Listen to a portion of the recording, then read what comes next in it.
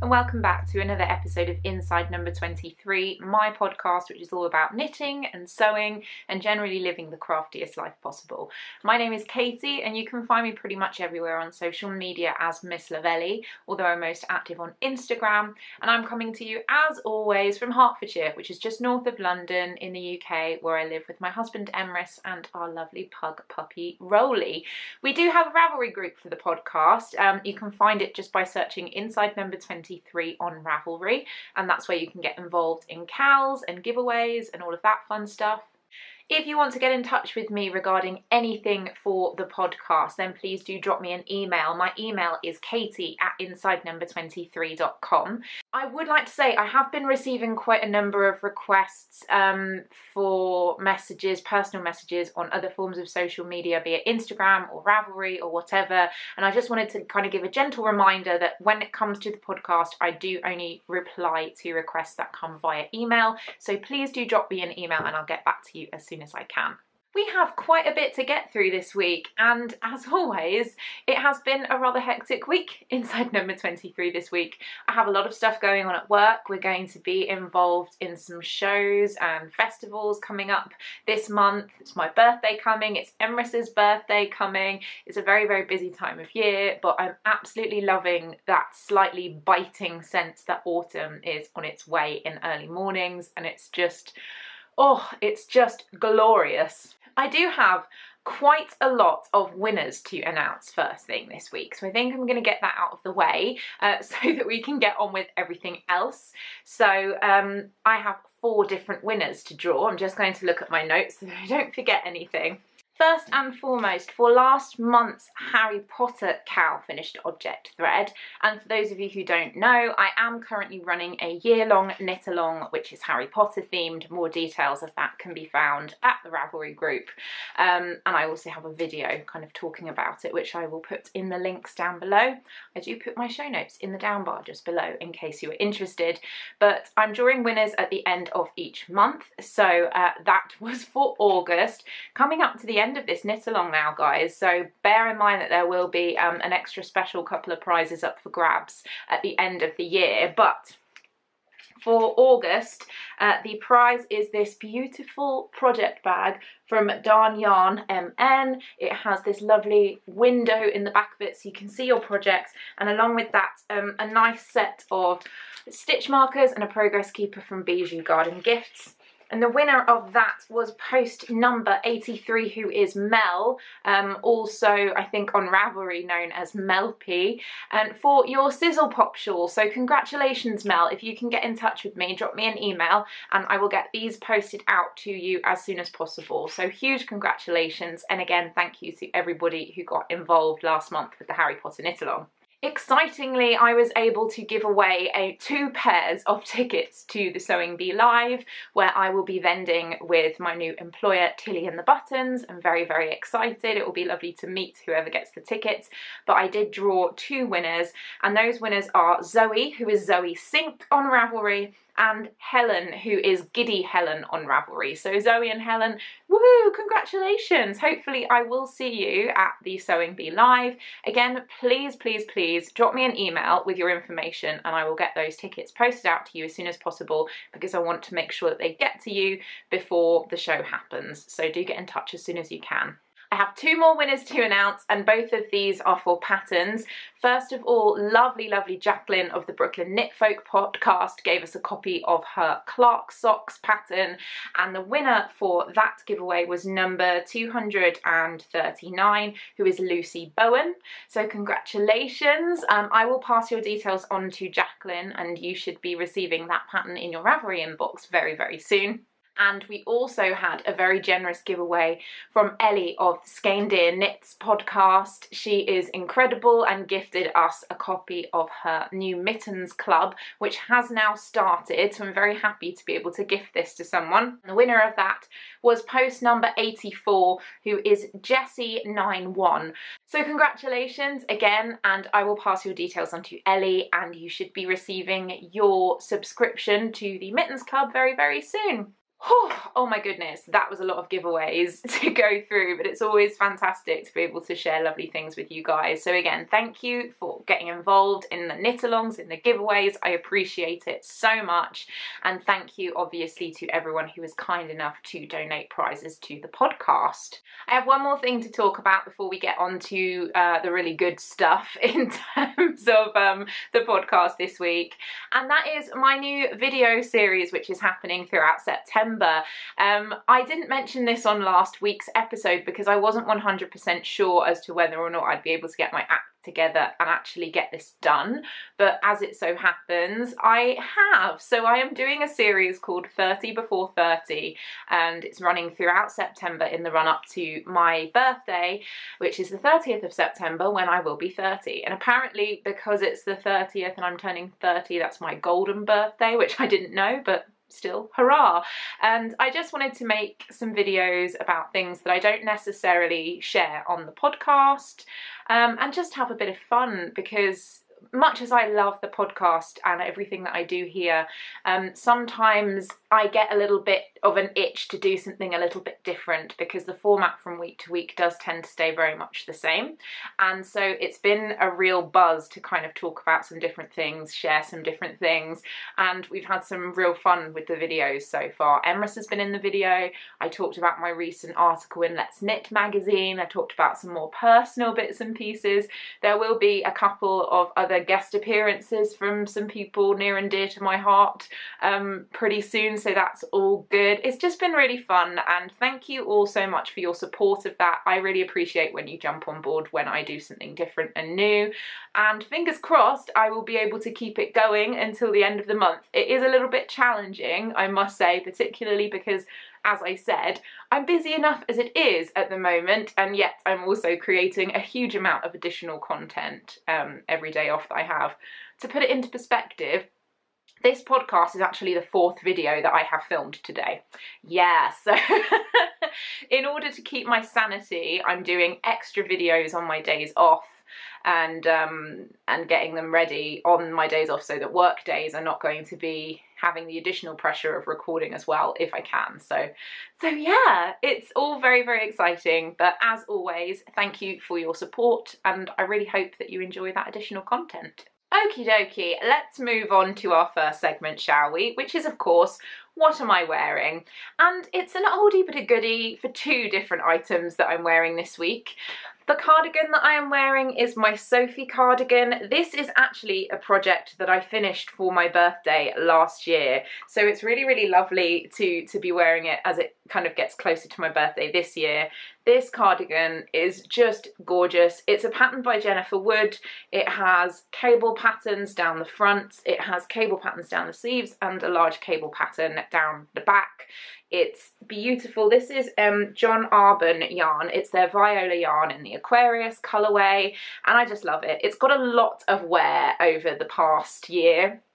The only thing that I would say is that the Viola yarn has pilled quite a lot more than I anticipated it would. This is the DK weight yarn, and maybe the 4-ply John Arbon yarn isn't like that. I've heard that the Knit by Numbers yarn doesn't pill as much, but yes, this has pilled quite considerably in the underarm areas in particular, and on the sleeves, but it doesn't stop me loving it and wanting to wear it. And I have paired it with another me-made object, which is my stripy Agnes top, made by Tilly and the Buttons, the company that I now work for.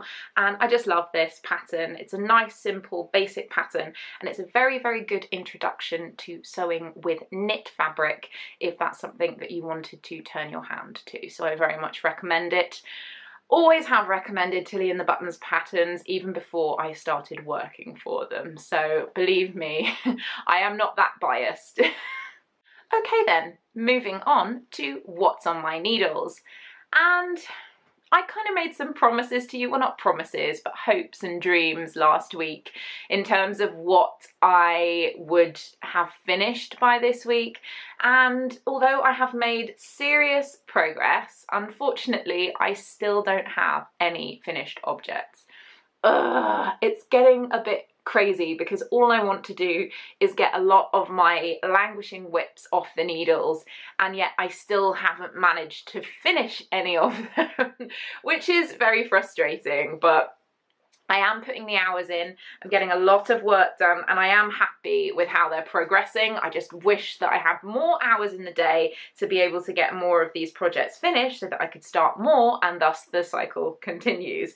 But the project that I've been putting the most work into is the biggest languishing whip that I currently have on the needles, which is the Oracle Shawl. Yes, I am still plugging away at this, and it has got to the point where I'm so close to finishing. I can see the finish line. I can just envision what it will be like to have this done, and I'm so excited and happy.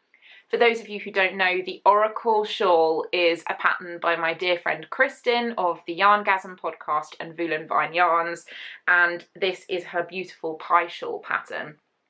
And last week when I shared this with you, I was still on the last lace section of this shawl.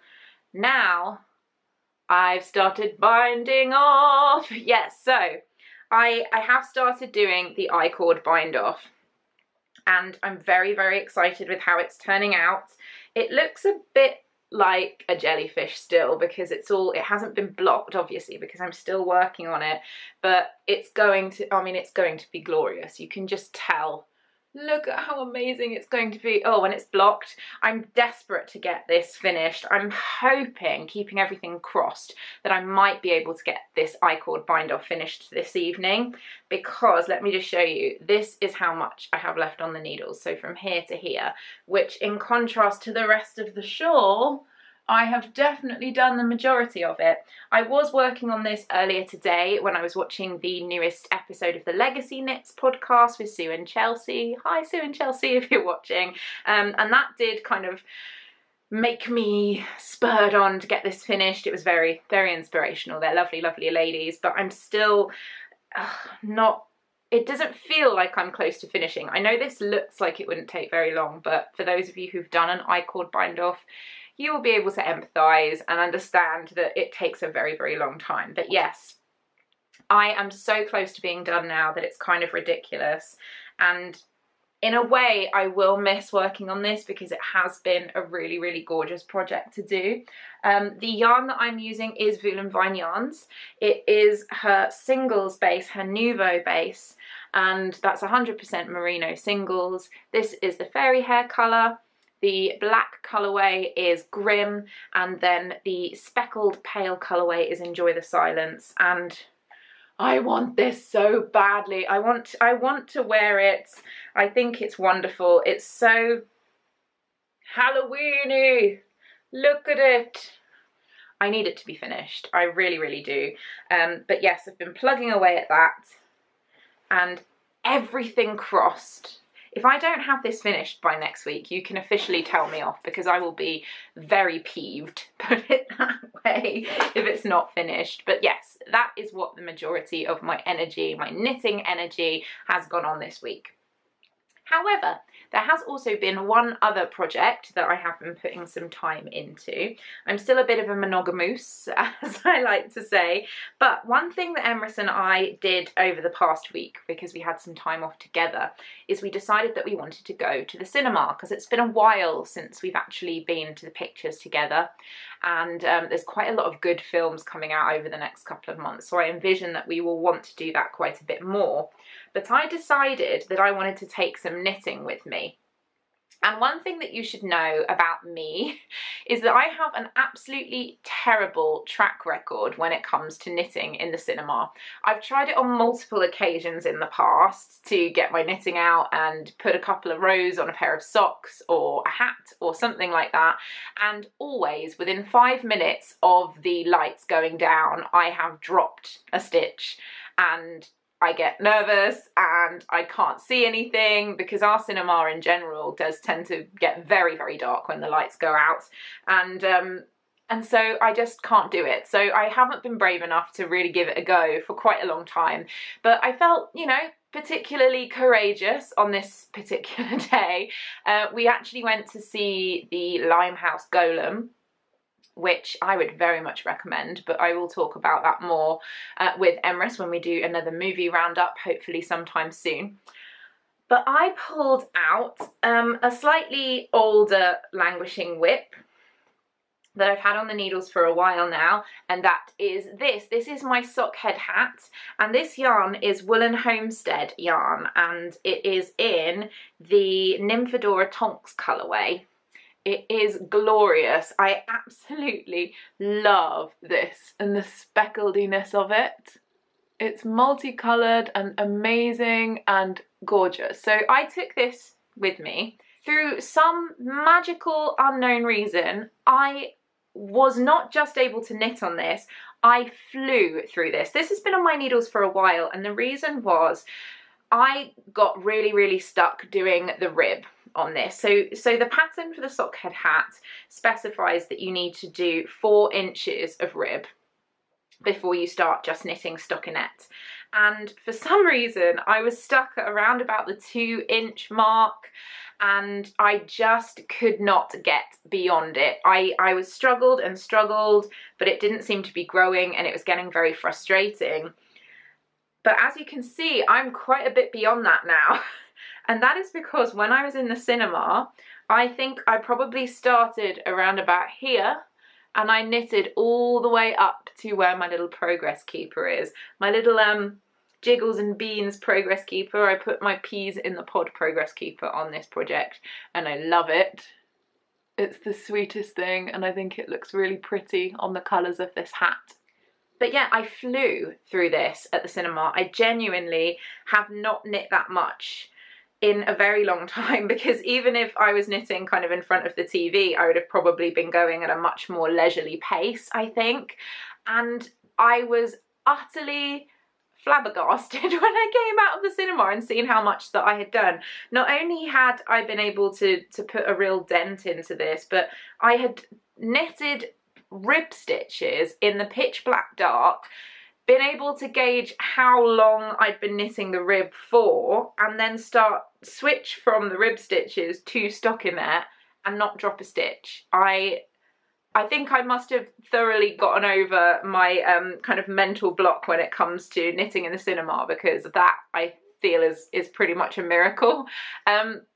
One thing that I would say is that I actually got my knitting out and started knitting whilst the trailers were running rather than when the film started. So I don't know how it works when you guys go to the pictures or whatever, whether it's just something that happens at our cinema or whether it's universal for all kind of cinemas. But when the trailers play, they do dim the lights, but they get a lot darker when the film is actually playing. So there's like bright lights when you go in and you sit down. When the trailers start, they dim the lights slightly, and then the lights go properly out when the film is going.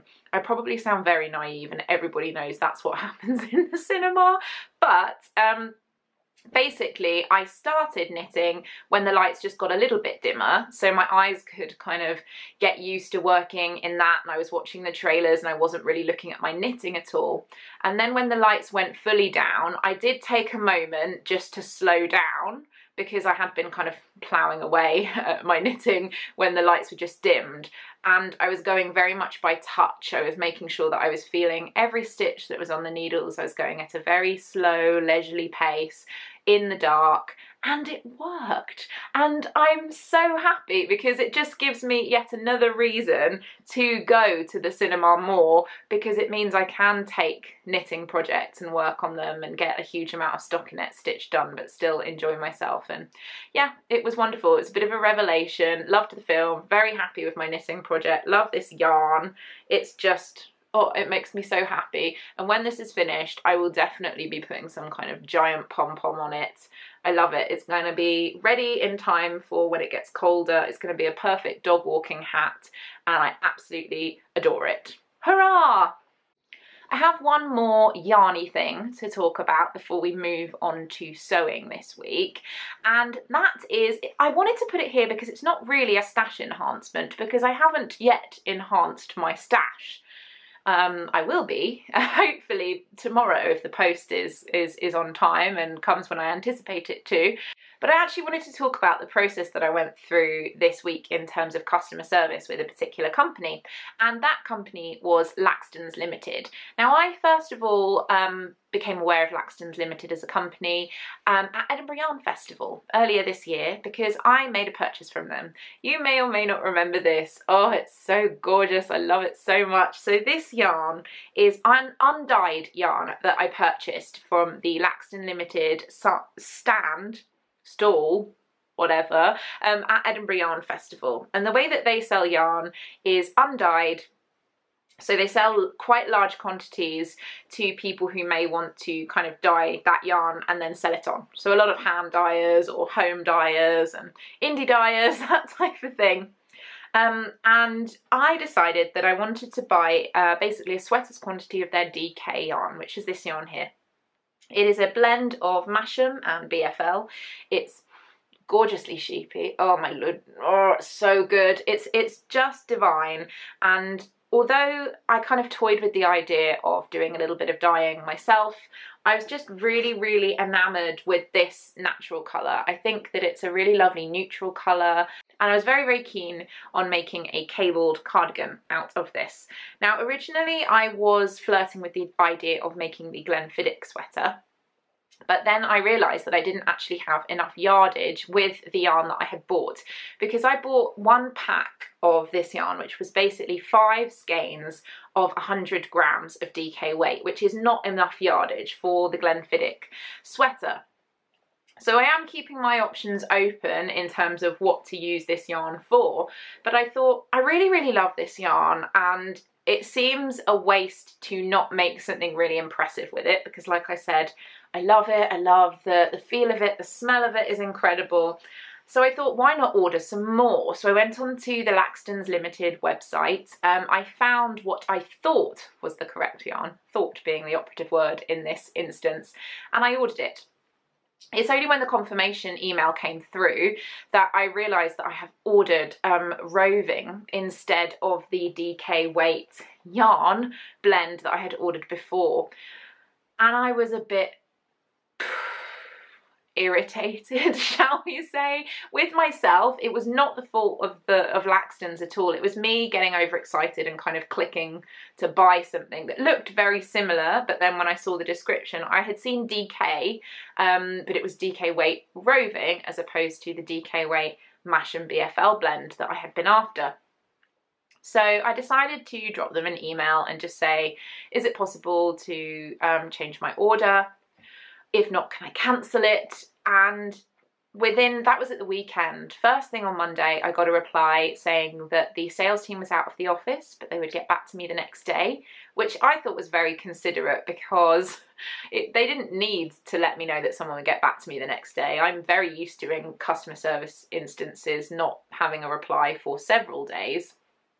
But then the very next day, I got a lovely email from their team saying that of course they could exchange the order, that there was a slight difference in price, but they would waive that as a goodwill gesture, which I was very appreciative of, and that they would post it out to me the same day. They then confirmed exactly the yarn that I wanted in terms of their lot number, I believe, so I was able to get that all confirmed, and they posted it out to me. It hasn't yet arrived. I anticipate it will arrive tomorrow, but I just think that customer service was amazing. I sent them an email saying that I thought that the whole experience had been wonderful and thanked them, and I just wanted to say, guys, if you do want to purchase any kind of undyed yarn in the UK, I had an amazing experience with Laxton's Limited, and I can say 100%, I love the quality of their product, I love their customer service. You should definitely buy from them if you're interested at all. Check out their website, they do have a lot of different things, but yeah, they didn't ask me to plug them or anything like that. I just really like sharing with you companies that I've had really good experiences with, so hopefully you can have good experiences with them as well. So big thumbs up for Laxton's Limited. My next segment is going to be So what? Yes, I have done some sewing this week and I am really, really, really happy and excited to share it with you. It really is a bit of a deer and doe week this week, and because of the patterns that I've been working on. But first of all, much to my shame, I did tell you that I would have this project finished this week, and it's very, very close to being finished, but not quite. It is my Meliot shirt, ta-da, in this gorgeous Rifle Paper Company fabric with the flamingos on it. As I've said on numerous occasions before, I bought this fabric at the Brooklyn General Store when Emrys and I went to New York in January, and I just love it. I think it is beautiful. I have now completed the collar. When I shared this with you last week, the main body of the shirt was done, but I was still doing the collar construction, and all that's left for me to do now is to sew on all of the buttons and the buttonholes. And I'm very excited to do that because I have this really lovely flamingo coloured thread in order to do that. The only thing that I need to decide is whether or not I just sew on the buttons with the flamingo coloured thread, or whether I actually sew the buttonholes themselves in the flamingo coloured thread as well. I am very tempted to do colourful buttonholes on here as well. I just think that that will look really cute, but I'm not entirely sure that I trust myself to be able to do very, very neat buttonholes in a contrast colour. But yeah, I really, really love how this looks. I am super, super happy with the quality of the fabric. It has been an utter joy to work with. It does crease quite a bit, but this is such a flowy, drapey fabric that I think that the creases will drop out of it relatively quickly when I start wearing it. And I just, oh, I love it, and I want to wear it because flamingos, guys, who doesn't want to wear flamingos? And you never know, if I get my act together, this may be finished by next week as well, and then maybe I'll have it to wear. You never know. All of these things that I promise you and then I don't follow through on, but very happy to nearly have that done. The next thing that I have to share with you is something quite exciting. It's something that a lot of you have messaged me about over the past week or so, and I just want to say I'm fully aware of this, and that is the Deer and Doe robe bluet, the bluet dress that I have made 4 different versions of the original pattern. This pattern has been re-released by Deer and Doe this past week, and it has been slightly redesigned, reimagined, which is very exciting. But I did know about this, you guys. Everybody's messaged me this week to say, you have to see that this has happened, you have to know. I know because the lovely people of Deer and Doe actually contacted me several weeks ago and sent me a copy of the Deer and Doe robe bluet to try myself, the new version, and that's what I have been spending a lot of time this week working on. I'm really excited that I get to share it with you. It's in this beautiful tartan fabric, if you can handle how amazing that is. So anybody who's been checking out my Instagram over the past week and who has been seeing my pattern matching that I've been doing on this dress, it is for the robe bluet dress, my 5th version of this pattern, but it does feel different because it is the new version of the pattern. So I have done the main dress construction, and as you can see, I'm very, very proud that all of my tartan is matching. That's what I spent a lot of hours doing this past week, cutting out all of these pieces and stitching them together so that the stripes of the tartan would match down the seams. And I am going to do a full video all about this dress, all about the changes, about how I have found working with the new pattern in comparison to working with the old pattern. But it's been a really amazing opportunity to work with this pattern before it came out, to give it a try, and I can 100% safely say that you should go and buy it. It is great fun. It's a beautiful pattern. Like I said, this is the 5th version I will have made of this. I've never made as many versions of a pattern as I have the bluet dress, and I love it. Like I said, I'm not going to go into a huge amount of detail about this yet. I just wanted to kind of show you a couple of bits and pieces, you know, the nice match seams and the idea of the dress itself. But I will be going into much more detail about that at a later date. But for now, if you're at all concerned that the pattern may not be as good as it was when I was making it, you couldn't be more wrong. It's still amazing. You should definitely go buy the pattern, make yourself a version of this dress. And yeah, I really, really hope that you enjoy making it as much as I have in the multiple times that I have made it thus far. So that's it for all of the crafty content of the podcast this week. And to be honest, this is going to be a relatively short episode, and that is just because I have been filming pretty much every day and sharing content with you guys. So I don't feel like it's the end of the world if this is a much shorter episode than normal. Apologies if that upsets you in any way, but them's the breaks. I do think I'm going to have quite a bit more content for next week's episode. But for our last segment, as always, it's time for General Waffle. General Waffle. And for this week's Waffle, I actually wanted to answer one of the Dear Katie questions that were sent to me over the past month or so that I found really interesting. If you do want to send me a Dear Katie question, then just drop me an email with the subject Dear Katie, and I might answer it on the podcast, or I may kind of squirrel it away for a later date to be answered on the podcast, or I may answer you via email. But let me just find this question. Talk amongst yourselves whilst I check my phone. By the way, if you've heard any kind of background noise throughout this episode, I've been trying to find a good time to film all day because my neighbours are currently doing quite a lot of work on their house, which involves a lot of hammers, a lot of banging and saws, and they just weren't stopping. So I thought, let's just go with it and see what happens. But here is the email that I got sent. This is from Liz. So hi Liz, and thank you so much for your email. Your question is, what is your new podcasting schedule like? I know that you're putting out episodes on Fridays, but when are you putting aside the time to record and edit them? I also work a Monday to Friday job, and I find it tough to find time to record for my podcast.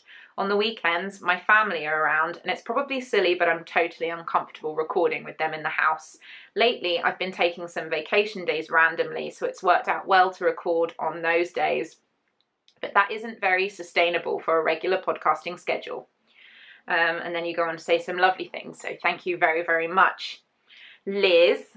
Now, something that you should probably know is that I do work a relatively full-time job, but I do not work 5 days a week. I always have now Thursdays off, and that is the day that I have given to my podcast. Now, what I would say is this hasn't always been the case. This has been a relatively recent thing that I've had 3 days off a week as opposed to 2. For a very long time when this podcast started out, the reason that I uploaded on a Monday was that I always knew that I would be off on a Sunday. And so I'd be able to upload every Monday. That's still the case now. I could do that, but I decided to take my weekends because I like having 2 days off together to do it as I please. But Thursday is a day off that I have every single week. And for the longest time, as I said, I would give up one of my days off, a whole day, to record and edit the podcast every week. And yes, that's difficult, but it's something that I felt very passionate about. I still do, because look, I'm still doing the podcast. And I think it's about assessing what your priorities are. I'm in a position where I currently do have additional time off, which I do dedicate to the podcast. But to be perfectly honest, almost every day off that I have is dedicated in some way to the podcast or creating content for this channel. I spend pretty much a couple of hours every single day working on material for this podcast. In particular at the moment, because your email didn't mention it, but I am doing daily videos at the moment. It does mean recording maybe 3 or 4 additional videos on my days off so that I have material to post throughout the month. And like I said, I think it's about prioritizing. For me, this channel is really where my joy is, it's where my passion is, it's where I see a future in terms of what I want to do for my life, and therefore to me it is not a problem to dedicate that much time to you guys, because this is where I see myself kind of growing and progressing, hopefully within the next few years. I understand that that can be a lot more complicated if you have other things in your life which are just as important. I have my husband, my family, my friends, I have Rolly, but I'm not a human mother, I'm a fur baby mother, and I don't have the commitments of having to look after children or any of the other responsibilities that come with that. So I can understand how that complicates things. And also, I would say I'm not the most going out type person. I find a huge amount of joy just doing this podcast and creating content for it and editing, and that's really where a lot of my happiness comes from. If you have a lot of other things that you would rather be doing, I think it's about working out what is the most important thing to you.